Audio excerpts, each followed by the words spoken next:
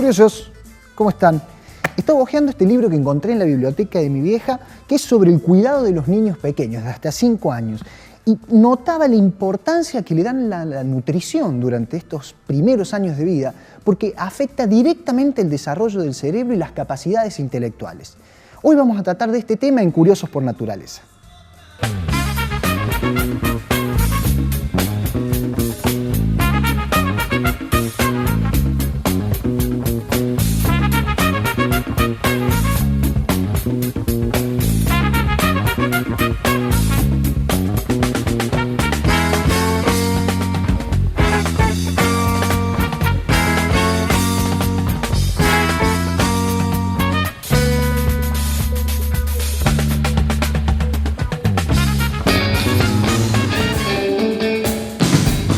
Bienvenidos a Curiosos por Naturaleza, el programa para la comunicación de la ciencia en Córdoba.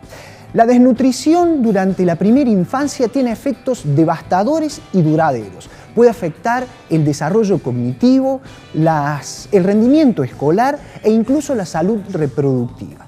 Debido a que estos retrasos en el crecimiento se dan casi exclusivamente durante la vida intrauterina y los primeros años de vida, es fundamental el trabajo de prevención en este momento.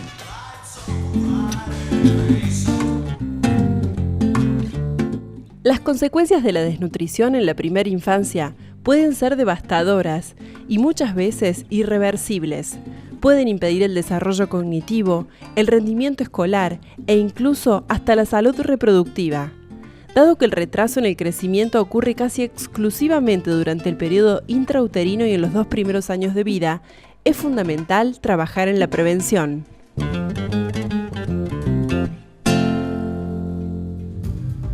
Analía Baldomero es investigadora del CONICET y trabaja sobre los efectos de la desnutrición temprana en el cerebro. Vamos a conocerla a ella y a su equipo.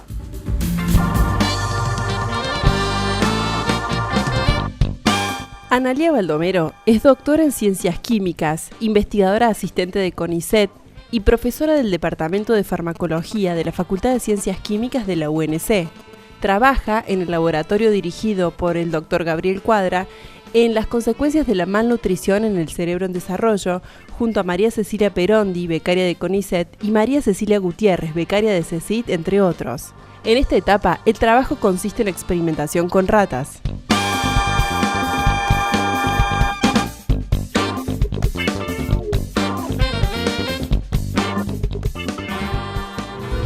Bien, en un ratito más vamos a estar charlando con Analía y tenemos el ojo curioso, también va a estar Majo Villalba, pero llegó el momento de hacer el primer corte de nuestro programa. No se vayan, que enseguida volvemos.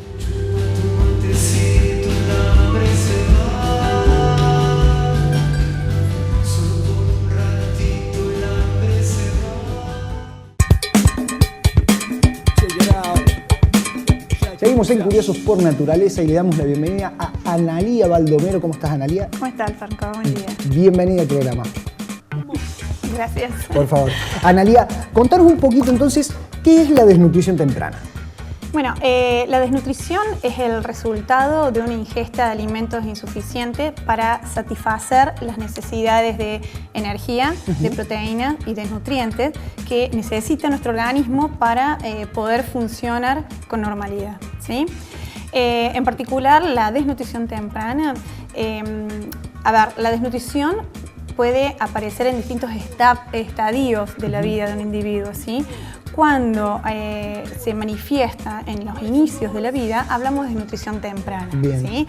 En la actualidad se hace mucho hincapié en lo que se conoce como los 1000 días críticos para la vida, que incluye la gestación en su totalidad hasta los 2 años de edad. Perfecto. ¿Sí? Alteraciones o injurias nutricionales durante esa etapa se traducen en daños que son severos e incluso permanentes en el individuo adulto. Bien, eso es lo que quería preguntarte. ¿Persisten desnutriciones que tengamos en estos 1000 días críticos del principio pueden influir en el individuo adulto? ¿Cómo es ¿Cuáles son las consecuencias de esta desnutrición temprana? Efectivamente. Bueno, tiene consecuencias a distintos niveles, ¿sí? Nuestro organismo necesita de una adecuada alimentación para poder, el individuo en realidad necesita una adecuada alimentación para poder desarrollarse tanto a nivel intelectual como a nivel físico, como a nivel emocional y a nivel social, ¿sí? Nuestro organismo necesita, decíamos, de una adecuada nutrición para poder funcionar normalmente, ¿sí? Poder funcionar y crecer normalmente, ¿sí?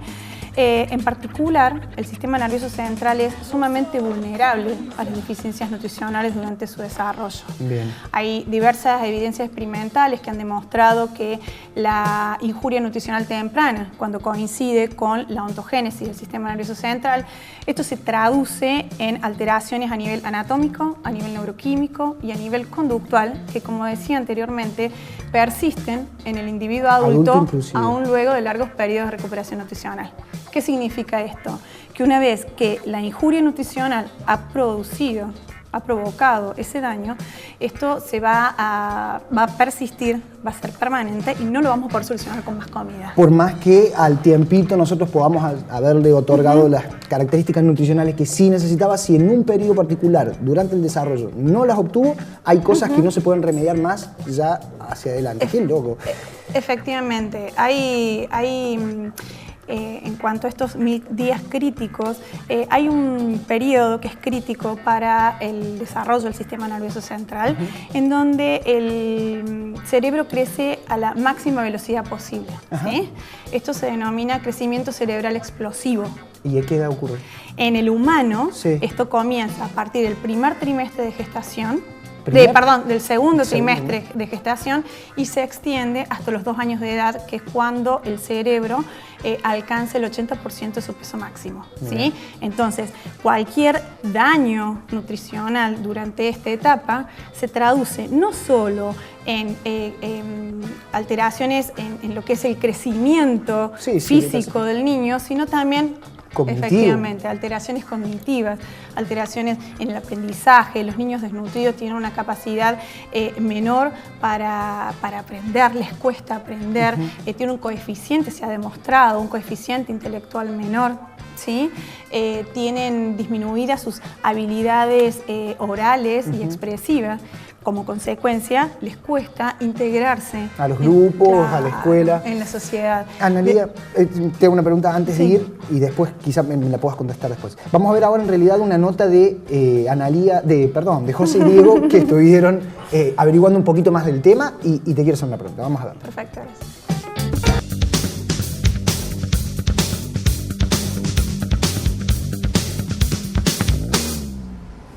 Hola, Josefina.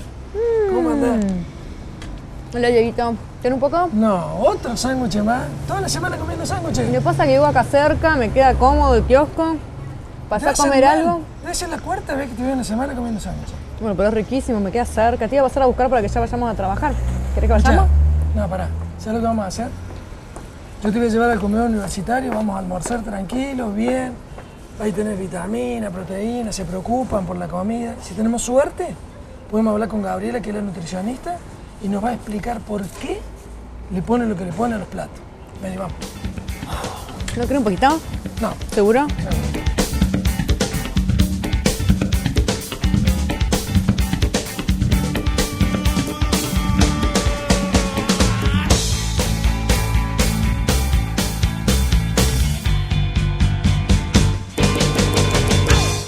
El menú del comedor universitario está elaborado en base a las recomendaciones nutricionales de una población joven promedio de 18 a 26 años, respetando las necesidades de esa población y adaptando, por supuesto, las tendencias de consumo de la población joven y respetando las guías alimentarias argentinas para la población sana. El comedor universitario en sus 4 sedes elabora diariamente más de 3.000 raciones. En el comedor de la sede central de Ciudad Universitaria estamos atendiendo más o menos 1.600 personas. Todos los días tenemos un tipo de carne diferente, rotamos por diferentes tipos de vegetales, al menos en el plato siempre hay 4 o 5 de diferente tipo y color, siempre hay una fruta o eventualmente una barrita de cereal. y alguna vez, pero ya como premio, no atendiendo a ningún principio nutricional, podemos llegar a tener un helado. Uno de los principios básicos en nuestro menú es la presencia de aminoácidos esenciales. Estos derivan fundamentalmente de los grupos de alimentos de origen animal, que son quienes proveen las proteínas de alto valor biológico, o eventualmente de la combinación, como dijimos, de alimentos vegetales completos, que entre ellos, junto con una porción pequeña de proteínas de origen animal, hacen una buena calidad proteica. ¿Y por qué es necesario esto? Porque la eliminación a veces de este grupo de proteínas hace que no se tengan todos los elementos necesarios, junto con algunas vitaminas por supuesto y algunos ácidos grasos también, que vienen de estas proteínas, para la conformación de todo el sistema neuronal que hace que nuestro cerebro funcione en óptimas condiciones y se desarrolle naturalmente y saludablemente. Bien, seguimos charlando con Analía. Entonces, Analía, contanos un poquito cómo estudian ustedes la desnutrición en el laboratorio. ¿Cuál es su línea de trabajo? Bueno, en nuestro laboratorio desde hace ya más de 30 años se estudian las consecuencias de la injuria nutricional durante las consecuencias que tiene en el cerebro en desarrollo, el déficit nutricional temprano. ¿Sí? Cuando yo me incorporo al grupo, al laboratorio, por ese entonces el objetivo era estudiar si había una relación entre dos grandes problemas que tenían y tienen en la actualidad un enorme impacto a nivel social, a nivel económico y a nivel sanitario. Uno es la desnutrición infantil y el otro la adicción a drogas de abuso. Por aquel entonces, la Organización Mundial de la Salud alertaba que el inicio temprano y el uso continuo de drogas de abuso era más frecuente en jóvenes que provenían de comunidades que tenían una baja calidad de vida, que brindaban poco apoyo a sus niños y que tenían aspiraciones en cuanto a educación bajas, ¿sí? Todos estos factores están asociados a pobreza y desnutrición. ¿Sí? Entonces, nosotros para poder estudiar si existía esa posible asociación entre desnutrición y adicción, es decir, si la desnutrición a través de esas alteraciones a nivel central podía traducirse en una mayor vulnerabilidad a la adicción en esos jóvenes que fueron malnutridos desde la panza de su mamá, ¿sí? Y que se produjeron los cambios y que después en adultos podían tener una mayor propensión al consumo de drogas. ¿Sí? Para esto nosotros trabajamos con animales, trabajamos con ratas, no hacemos experimentos en humanos. Y utilizamos un modelo de privación proteica perinatal, ¿sí? En el cual lo que hacemos es someter a los animales a una dieta que es pobre en proteínas. ¿Sí? La dieta comienza con la hembra preñada y después continúa con los cachorritos. Claro, pero en realidad sometemos a los animales a la dieta hasta los 30 días de edad que se produce el destete. Claro. A partir de ahí lo sometemos a un periodo de recuperación nutricional. ¿Sí? Que hablábamos recién. Una vez que se recuperaron nutricionalmente, es esa cría que ya ahora es adulta a la que sometemos a nuestros experimentos. ¿Sí? Sobre adicciones. Claro. ¿Por qué? Porque nosotros, se sostiene en general que las alteraciones que se produjeron cuando se estaba formando el sistema nervioso central van a tener las consecuencias después en ese organismo adulto, inclusive a la hora de enfrentar este problema de adicciones o su relación con las drogas. Digamos. Efectivamente. Te cuento un poquito, si me permitís, a grandes rasgos, cuáles fueron los resultados que obtuvimos.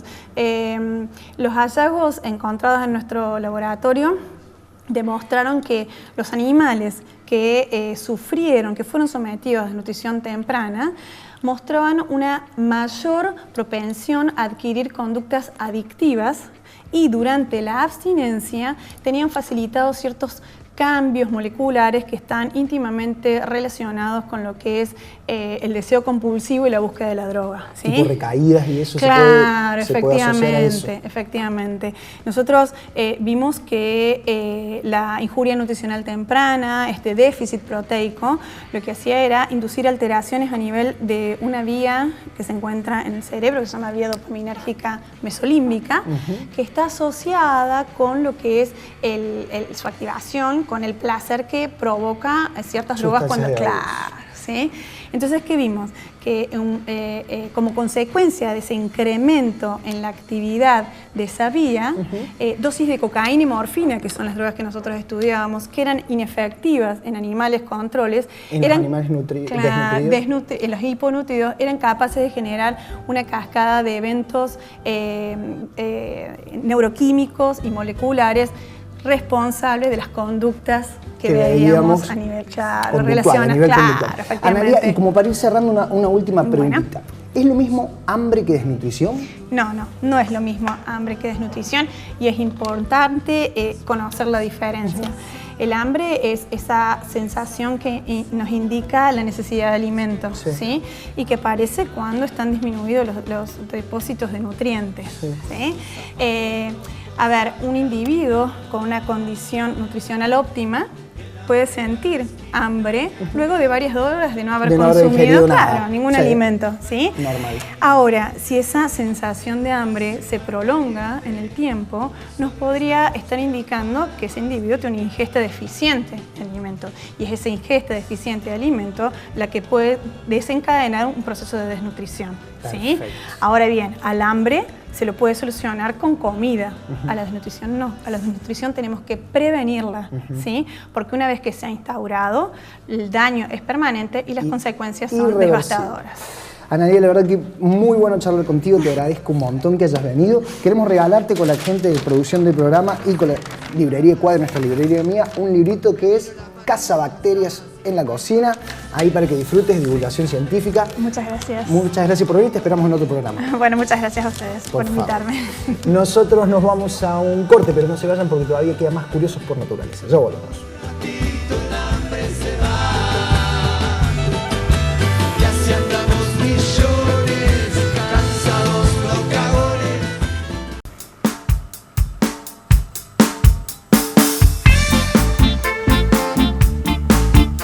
Seguimos en Curiosos por Naturaleza y recibimos a Majo Villalba, periodista de Unciencia. Majo, ¿cómo andás? Hola Franco, bien, todo bien, hola a todos los curiosos. Muy bueno que hayas vuelto a contarnos noticias científicas. Contanos qué trajiste para compartir con los curiosos. Sí, Franco, vamos a volver un poco con las notas clásicas de Unciencia y en este caso lo que voy a hablar es, voy a volver a contar acerca de estos desarrollos e inventos hechos generalmente por los estudiantes de diseño industrial. Me encantan. Contanos qué trajiste para compartir. Bueno, en este caso se trata de una trampa para atrapar vinchucas en zonas rurales.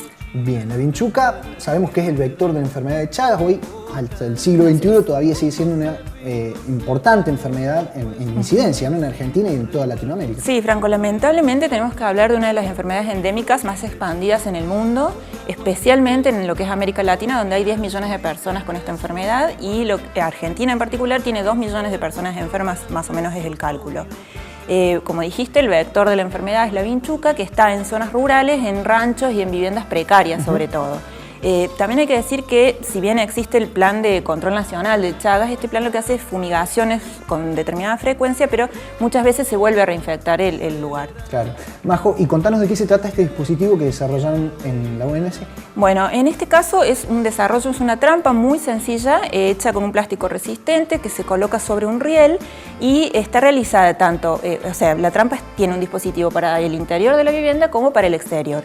En el caso del interior de la vivienda, se coloca ese riel sobre la pared en un lugar que es estratégico, que es a 1,20 m de altura de lo que es el cabezal de la cama. Sí. Y aclaro esto porque es clave, porque interrumpe lo que es el recorrido habitual de la vinchuca. La vinchuca, ¿qué hace? Trepa por la pared hasta llegar a un lugar más alto de la persona que está acostada y de allí se deja caer y hace la picadura, digamos. Perfecto. Entonces esta trampa viene a interrumpir eso y queda, la vinchuca queda fija en una placa adhesiva que tiene la trampa y allí se la puede atrapar. Es una trampa entonces que funciona un dispositivo para interiores y otro distinto para exteriores. Claro, es para, las chicas diseñaron para el interior y para el exterior, para lugares como corrales, gallineros o depósitos que son focos habituales de infección. Sí. Es también bastante parecida, igual de un uso muy sencillo, nada más que la única diferencia es que en vez de colocarse a altura, afuera se coloca al ras del suelo.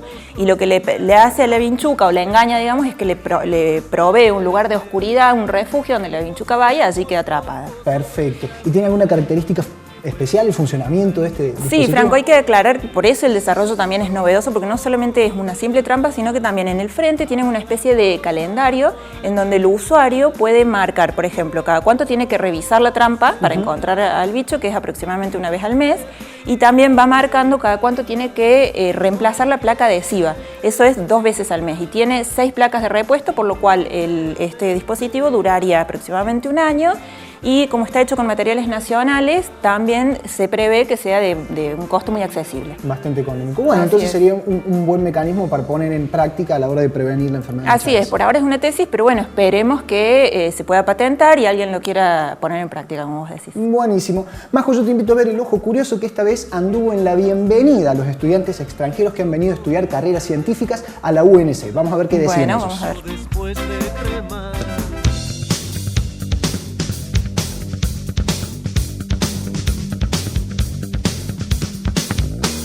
Yo soy de México, vivo en Chiapas, un estado que es al sur del país.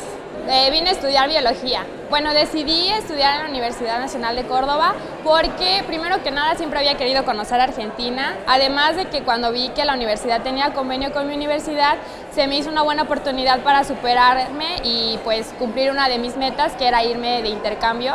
Y como vi también que el nivel académico de esta universidad era muy bueno, pues dije, excelente, me voy. Me han dado muy bien la bienvenida, las personas aquí de Argentina son muy amables y ya. A mí me interesa mucho estudiar lo que es el cambio climático, es un tema que me interesa muchísimo y estando aquí quisiera contactarme con algunas organizaciones juveniles porque yo allá tengo un grupo juvenil que es sobre medio ambiente y me gustaría pues poder trabajar este semestre que esté aquí en ese tema. Soy estudiante de Bélgica. Venía aquí por Córdoba para estudiar arquitectura en la UNC. Me dijeron que Córdoba es una grande universitaria, que es bastante técnica como arquitectura, que es muy practicando, que los profes son muy cerca, que puedes hablar con ellos, si tienes dudas, que puedes hablar con ellos. No fácil en sí mismo, pero aprendes un montón que no se aprende en Europa, por ejemplo. Vengo a estudiar medicina. He elegido la Universidad Nacional de Córdoba porque es una de las más antiguas de toda Sudamérica, tiene más de 400 años y a toda la gente que pregunté me la recomendó porque era una de las mejores universidades de medicina del país. Mucho más individualizada, más personalizada, con grupos reducidos de alumnos y con una mayor interacción con el paciente. En Europa las clases son mucho más grandes, con un montón de alumnos y no podemos entablar una relación con el paciente tan cercana como me gustaría. Hay muchas áreas de medicina que me atraen, por una parte la parte clínica y por otra la investigación. Bien, 189 entonces estudiantes extranjeros que se van a incorporar a la vida estudiantil de la Universidad Nacional de Córdoba para enriquecerse y también enriquecer nuestra cultura. La verdad que está muy bueno el intercambio. Sí, una experiencia muy interesante. Segurísimo. Bueno, hemos llegado al final del Curiosos por Naturaleza del día de hoy. Les decimos, como siempre, que esperamos haber estado a la altura de su curiosidad y que nos vemos la semana que viene con más Curiosos por Naturaleza. Nos vemos, ¿no? Nos vemos con más notas de ciencia, por supuesto. Claro que sí. Nos vemos. Chau, chau. Con los zapatos rotos a caminar, el hambre en cada esquina y a caminar. No hay pan para mis dientes en la ciudad caliente, solo esta angustia para masticar.